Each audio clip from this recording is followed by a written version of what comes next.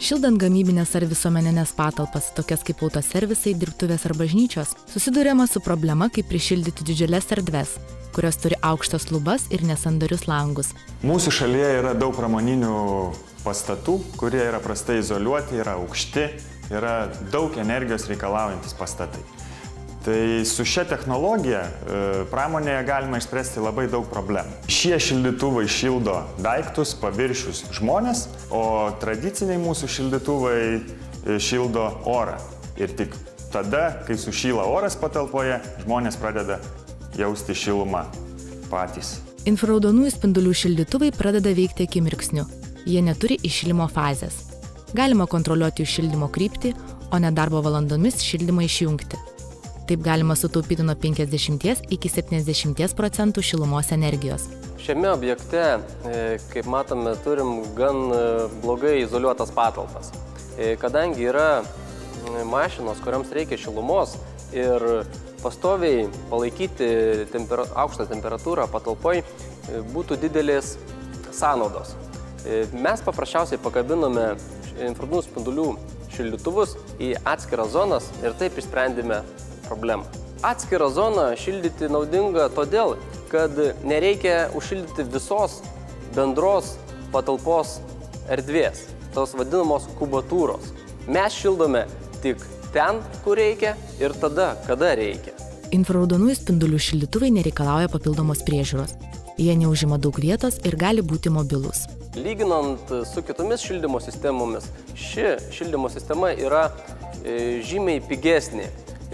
Taupomi kaštai, laiko sąnaudos, nes yra gan paprastas montavimas ir eksploatacija.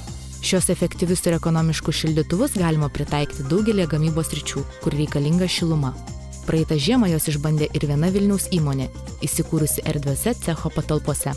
Kadangi buvo kalbama, kad bus žiema labai šalta, tai buvo ypatingai rūpėjo, kad vis tik tai šildymas vyktų darbo vietų. Ir pasiteisino 100%, mažiau 15 laipsnių šilumos nebuvo nukritusi net pačiu šaltuoju metų laiku.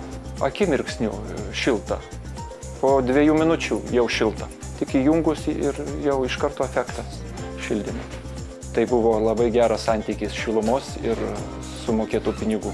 Šildantis infraraudonų spindulių šildymo sistema, kad atidarot didelius vartus, kaip tai būna autoservisuose ar didelėse gamyklose, šiluma netaip greitai pabėga, kadangi jinai yra sukaupta paviršiuose. Infraraudonųjų spindulių šildytuvai lengvai pritaikomi įvairiose patalpose, ypač ten, kur tradicinės šildymo sistemos naudojimas sukelia daug sunkumų ar per daug kainuoja.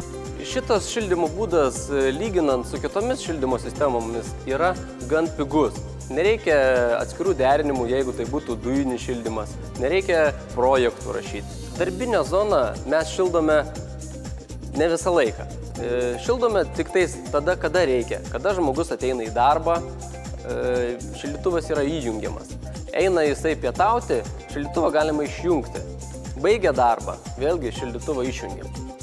Bet jeigu reikia šildyti stakles, kurios yra gan protingos, kur yra kompiuteris, tada mes paliekame šildyti pastoviai tą atskirą darbo zoną. Infraraudonieji šildytuvai veikia visiškai kitaip nei įprasti konvekciniai šildytuvai.